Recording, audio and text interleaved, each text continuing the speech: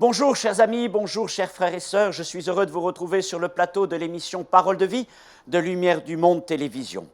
Aujourd'hui, je vous invite à une lecture dans l'épître de Paul aux Romains, chapitre 3.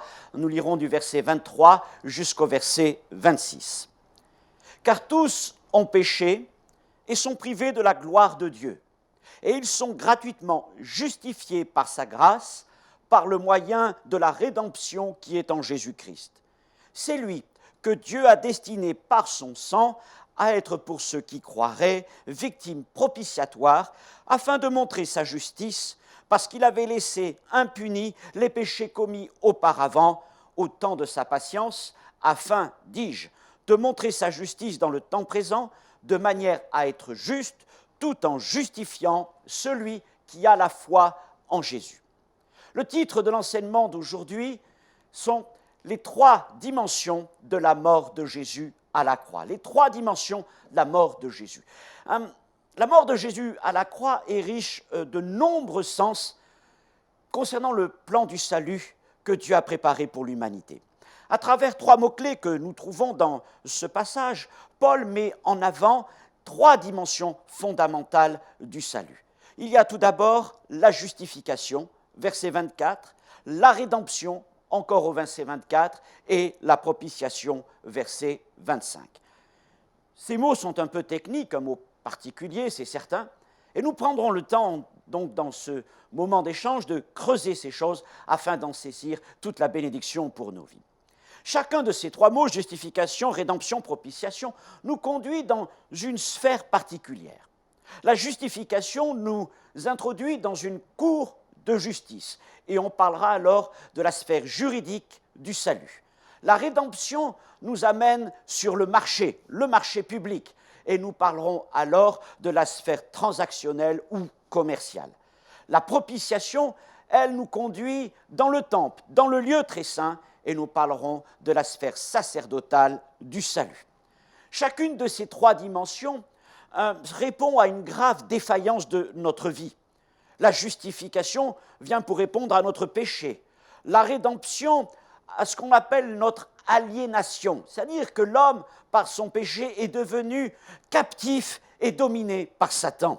Enfin, la propitiation a pour but de combler notre manque de relation avec Dieu, a pour but de combler notre séparation avec le Seigneur. Parlons tout d'abord de la dimension juridique de la mort de Jésus-Christ, c'est-à-dire la justification. Quand on parle de justification dans les Écritures, et surtout l'apôtre Paul qui utilise ce mot, c'est une déclaration de justice par laquelle Dieu déclare juste des injustes.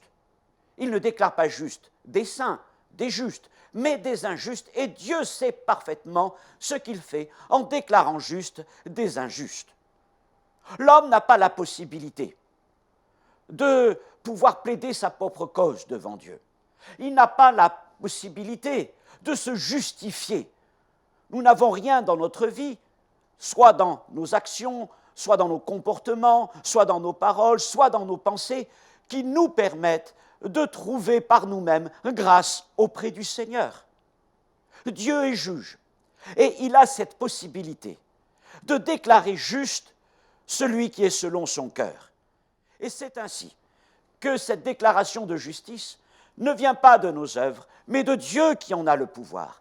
Et cette déclaration de justice, comme Paul l'écrit au verset 24, est une grâce. C'est un cadeau de Dieu.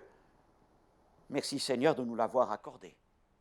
Mais s'il nous fait grâce, en nous déclarant justes alors qu'il sait très bien que nous sommes injustes, c'est parce qu'il a trouvé une victime volontaire pour endosser et subir le jugement et la condamnation à notre place. Cette victime s'appelle Jésus. Jésus a comparu lui aussi dans une cour de justice, vous le savez, devant le gouverneur romain Pilate. Et il fut condamné sous la pression des chefs juifs jaloux de lui. Véritablement, c'était un déni de justice, mais c'était nécessaire, car il fallait que Jésus, bien que sans péché et juste, soit, comme il est écrit dans le prophète Ésaïe, compté parmi les malfaiteurs. Lui, le juste, est mort à la place du pécheur, à la place du malfaiteur. Mais au-delà de ce procès à Jérusalem, s'en déroulait un autre, d'une dimension tout autre, cosmique, universelle, dont ni Pilate, ni Caïphe le sacrificateur, ni le roi Hérode n'avaient idée. C'était un procès dont le véritable juge était Dieu lui-même, dont la base de son jugement était sa loi. Les coupables, les hommes, tous les hommes pécheurs. Le jugement, celui de nos péchés et de nos offenses, et la condamnation, la mort, la séparation éternelle d'avec Dieu. À ce tribunal spirituel et invisible, mais décisif certainement, un ange intercesseur, comme Job le dit, s'est levé pour nous. Et cet ange intercesseur, c'est l'agneau.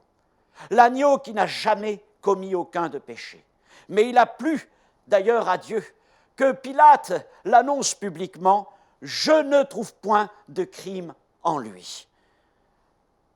Il n'a pas péché. L'agneau n'avait jamais péché. Mais ce sont nos péchés qu'il a portés. C'est de notre malédiction et de nos souffrances qu'il s'est chargé. Et c'est notre condamnation qu'il a endossée sur lui à la croix de Golgotha. Et c'est là qu'intervient cette notion fondamentale de la justice divine, ce qu'on appelle la substitution. Qu'est-ce que ce mot ? Eh bien, ça nous parle d'un transfert de culpabilité entre l'injuste et le juste, de l'injuste vers le juste.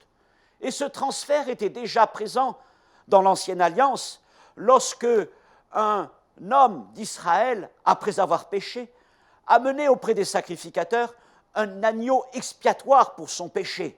Et là, avant que l'agneau soit mis à mort, il posait sa main sur lui, l'Hébreu posait sa main sur l'agneau, comme pour transférer, on dit aussi comme pour imputer, comme pour mettre sur le compte de l'agneau son propre péché, et c'était l'agneau qui mourait à sa place. Mais bien sûr, tout ça est une image, car jamais le sang des animaux n'aura la valeur du sang d'un homme.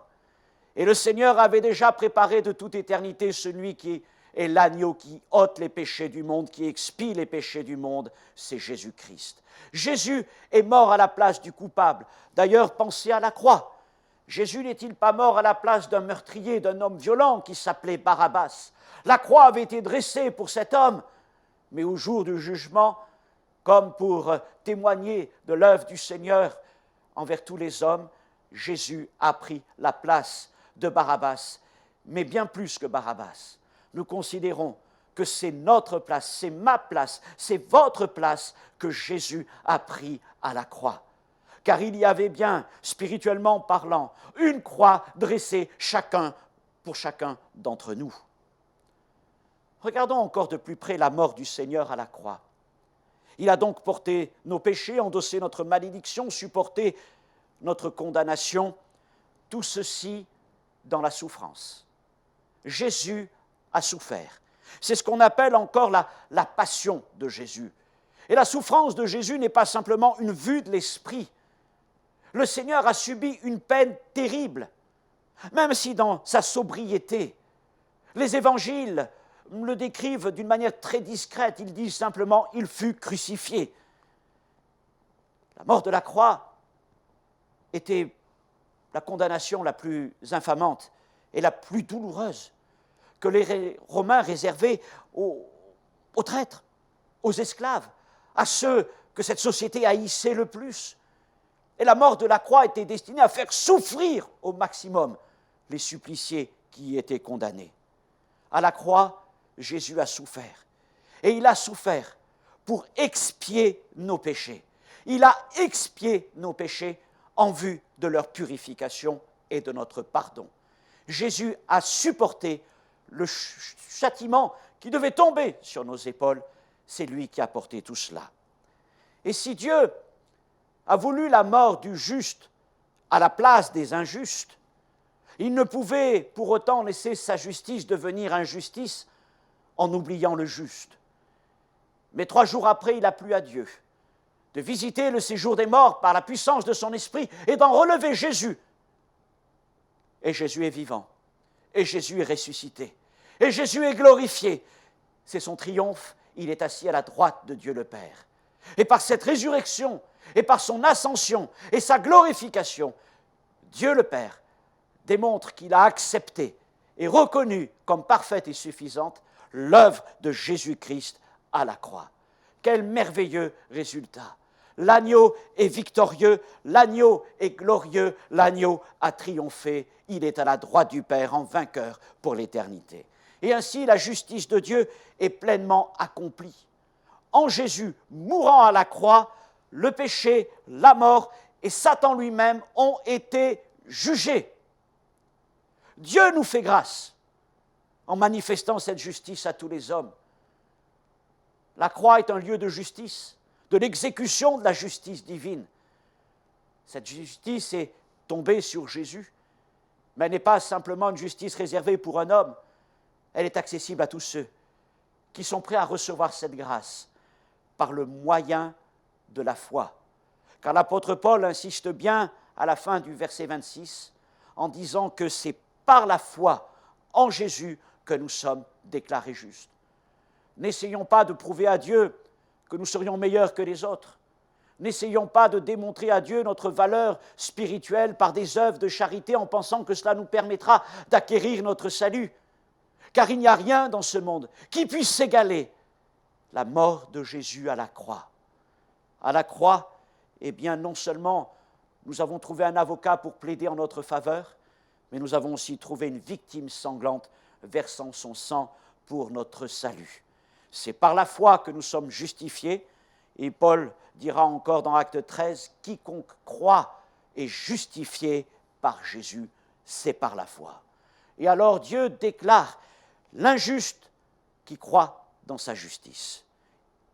Il sait très bien que c'est un injuste. Il sait très bien que c'est un pécheur.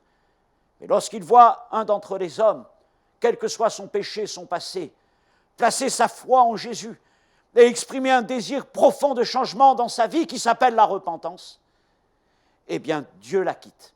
Dieu le déclare juste et Dieu le libère du jugement et du châtiment. Mais ça ne s'arrête pas là. Le Seigneur nous montre aussi que cet homme repentant et croyant en Jésus est réhabilité. Ce qui est ancien, ce qui est passé, quel que soit son passé, est maintenant effacé, oublié de Dieu. Dieu ne s'en souvient plus.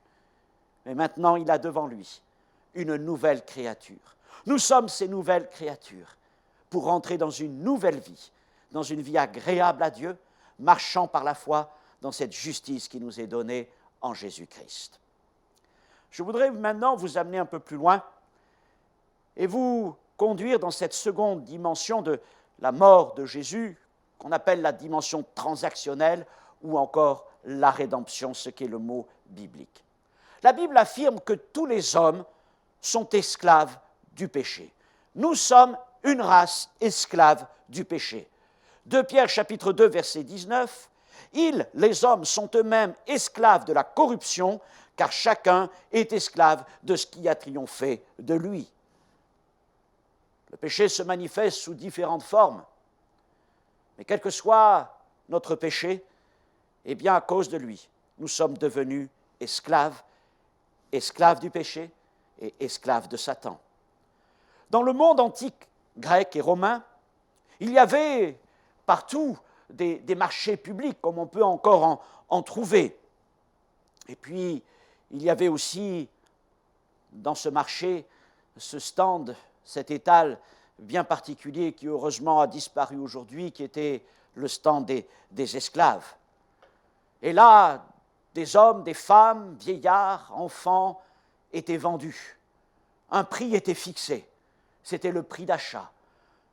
Et cet esclave pouvait être acheté, revendu, racheté, et il n'était considéré malheureusement que comme un bien matériel. Il y avait donc un prix d'achat, mais il y avait aussi ce qu'on appelle une rançon, le prix d'une rançon. Il y avait le prix de rachat et le prix de rançon. L'achat permettait d'acheter quelqu'un et éventuellement de le revendre. Mais la rançon avait une signification plus profonde. Lorsque quelqu'un voulait pour un esclave s'acquitter de la rançon, cela voulait dire pour cet esclave qu'il était libre, Quelqu'un avait payé pour lui un prix particulier, non pas simplement le prix du rachat, mais un prix plus élevé, le prix de la liberté, le prix de l'affranchissement, le prix de l'émancipation. Et c'est cela, la rédemption. L'idée de rachat est toujours présente dans l'esprit religieux des hommes. Vouloir racheter sa conduite. C'est essayer par nous-mêmes de rattraper nos mauvais choix, nos mauvaises actions, nos mauvaises pensées, etc., etc. Alors les uns les autres vont tenter de se racheter par des bonnes œuvres, par de bonnes paroles, voire même par de l'argent ou de l'or, en faisant des dons généreux. Et pensent-ils qu'en faisant toutes ces choses, eh bien, ils vont s'attirer les bonnes grâces de Dieu. Mais l'Écriture est précise et directe à ce sujet.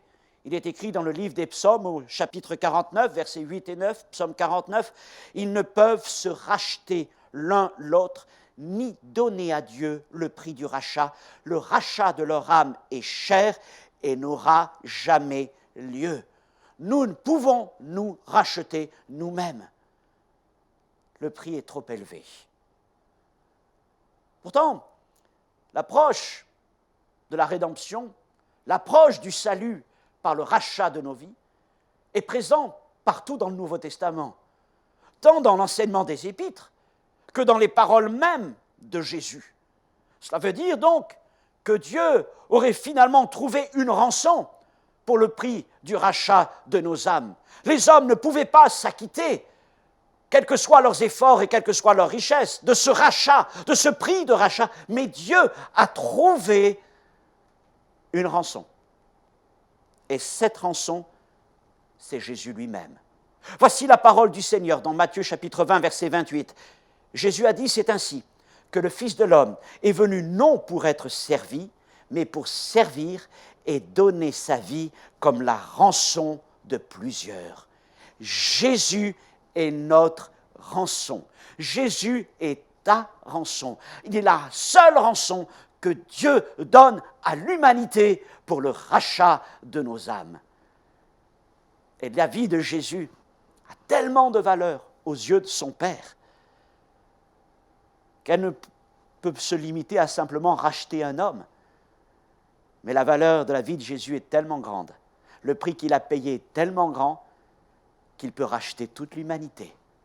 Et si vous ne l'avez pas encore fait, eh bien croyez que le Seigneur veut aussi vous racheter à vous aussi. L'approche transactionnelle nous amène donc sur cette place du marché où nous sommes esclaves. Esclaves du péché, esclaves de Satan qui a triomphé de nos vies, qui nous tient enchaînés. Et c'est donc à partir de là que le Nouveau Testament développe cette doctrine merveilleuse de la rédemption. Jésus nous a rachetés. Oui, le mot est parfois utilisé, acheter, mais il est aussi la rançon. Encore une fois, il y avait un prix d'achat qui permettait à un homme d'acheter un autre homme, et puis peut-être de le revendre, afin qu'il soit encore racheté. Mais il y avait la rançon. Et la rançon, c'était le prix de la liberté. Eh bien, Jésus n'est pas venu simplement pour nous acheter, mais il est venu pour que nous soyons libres, afin que plus personne ne puisse de nouveau nous ramener sur le marché. Quand Jésus nous achète, c'est pour la liberté. Quand Jésus nous rachète, c'est pour notre affranchissement. Le Seigneur n'a pas simplement acheté des esclaves, il a racheté des hommes pour en faire des hommes libres. Libres de quoi? Libres du péché et libres de Satan. Et nous savons que le prix de cette rédemption, le prix de ce rachat, c'est celui du sang de Jésus. 1 Pierre chapitre 1er, verset 18, « Vous avez été rachetés par le sang précieux de Christ comme d'un agneau sans défaut. » Le sang précieux de Christ. Et c'est parce que ce prix de rachat a été payé, cette rançon, qu'il est maintenant écrit que le salut nous est offert gratuitement. Il est offert gratuitement à tous ceux qui le reçoivent par la foi. Permettez-moi cette parenthèse. Le prix de notre âme, cette rançon, n'a pas été payé à Satan. Certains parfois font ce raccourci, mais c'est faux. Jésus n'a rien payé à Satan parce que Dieu ne reconnaît aucun droit à Satan sur nos vies et parce que Jésus ne rentre pas en transaction avec Satan.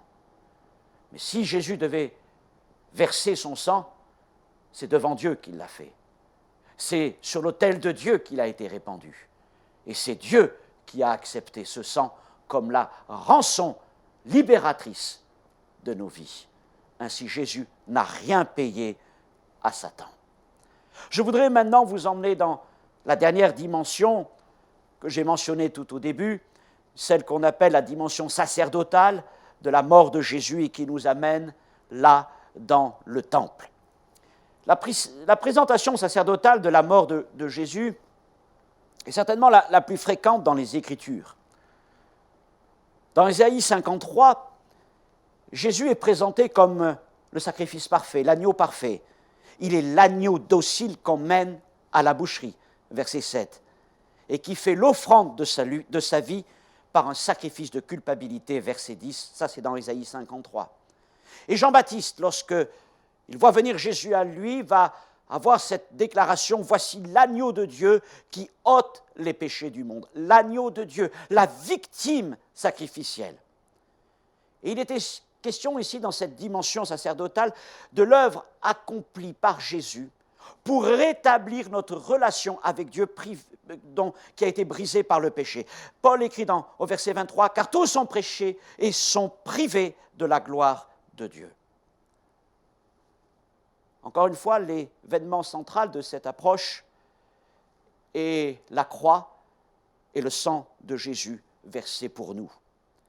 Dans l'Ancien Testament, le sang versé par les animaux permettait l'expiation des péchés. Mais il y avait aussi cette dimension de propitiation. On retrouve l'idée d'expiation dans le Nouveau Testament avec la justification dont nous avons parlé, mais nous voyons aussi au verset 25 qu'il est écrit que Dieu avait destiné Jésus à être victime propitiatoire. Propitiation, qu'est-ce que cela veut dire? Ça veut dire rendre favorable, rendre agréable, rendre propice, ça veut dire apaiser. Le sacrifice de Jésus-Christ expie nos péchés, mais il rend aussi propice Dieu à notre égard. Dieu était en colère à notre égard à cause du péché. La colère de Dieu est manifeste, écrit l'apôtre Paul, à l'égard du péché des hommes. Et Jésus est venu, non seulement pour apaiser cette colère, en présentant son sang à son Père, mais bien plus, il est venu afin que nous puissions renouer une relation avec Dieu. Et ça s'appelle la réconciliation. Dieu était en colère, nous étions ennemis de Dieu, il y avait entre Dieu et nous un gouffre, c'est ce qu'Ésaïe écrit. Ce gouffre, c'était le péché, un gouffre de séparation, infranchissable par les hommes. Mais à Dieu, rien n'est impossible. Et le sacrifice de Jésus-Christ est comme un pont jeté au-dessus de ce gouffre, qui rétablit une relation solide entre Dieu et les hommes. La propitiation, donc, pourvoit aux besoins provoqués par la colère de Dieu à cause du péché. Et l'effet de la propitiation est le pardon et l'apaisement de la colère en vue d'une réconciliation entre Dieu et les hommes. L'apôtre Paul écrit dans Colossiens 1:20, « Dieu a voulu par Jésus réconcilier tout avec lui-même, tant ce qui est sur la terre que ce qui est dans les cieux, en faisant la paix par lui, par le sang de sa croix. » Il a voulu tout réconcilier par Jésus. Comment? Par le sang de la croix de Christ. Et la croix de Christ est cet autel sur lequel le sang propitiatoire a été versé. Et Dieu est apaisé. Dieu est apaisé à l'égard de l'humanité parce que le sang de Christ a été versé. Et si vous vous placez maintenant vous-même sous le couvert de ce sang, eh bien, Dieu n'est plus en colère contre vous. Et l'apôtre Paul écrit dans Romains chapitre 5, verset 1er, « Étant donc justifiés par la foi, nous avons la paix avec Dieu par notre Seigneur Jésus-Christ. Il n'y a plus de condamnation pour ceux qui sont en Jésus. » Romains chapitre 8. En paix et sans condamnation. Voilà cette œuvre propitiatoire que Christ a accomplie pour nous. Je vous ai donc présenté rapidement aujourd'hui 3 dimensions de la mort de Jésus, telles que Paul nous les présente dans ce chapitre 3 de l'Épître aux Romains. Nous avons parlé de la dimension judiciaire, où nous avons évoqué la mort substitutive de Christ, et cette mort assure l'expiation des péchés de tous ceux qui croient en lui. Nous avons parlé de la dimension transactionnelle par laquelle Christ nous libère en versant la rançon. Merci Seigneur. Et nous avons parlé aussi de la dimension sacerdotale, où le sacrifice de Christ apaise la colère de Dieu à l'égard du péché et de nos offenses et permet une réconciliation avec lui. Il y a des points communs dans ces trois approches, puisque Paul les reprend dans le même passage à peu près. Tout d'abord, il n'y a qu'un seul lieu, c'est la croix. La croix est le lieu de la grâce, le lieu du salut et le lieu de la réconciliation avec Dieu. Pas d'autre possibilité que la croix. Il n'y a qu'un seul élément, qu'une seule valeur qui compte aux yeux de Dieu, c'est le sang de Christ. Par le sang de Christ, Dieu nous justifie. Par le sang de Christ, nous sommes rachetés pour Dieu.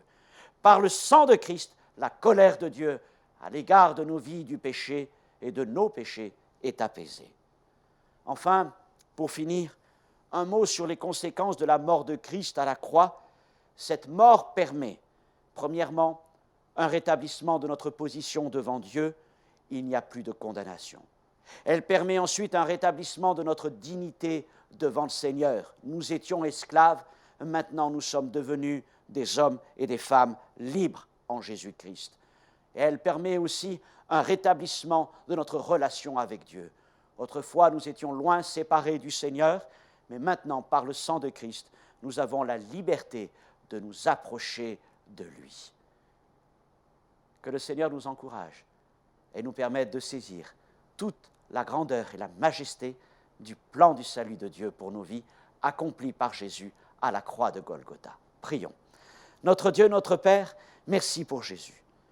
Merci pour sa mort, lieu unique de notre salut. Merci pour le sang versé, pour que nous soyons déclarés justes. Le sang aussi de notre rançon, de notre liberté, et le sang de l'apaisement de ta colère, juste sur nos vies à l'égard de notre péché. Nous étions condamnés, nous étions esclaves, nous étions séparés, et maintenant voici que nous sommes devenus tes enfants, que nous sommes, Seigneur mon Dieu, réconciliés avec toi.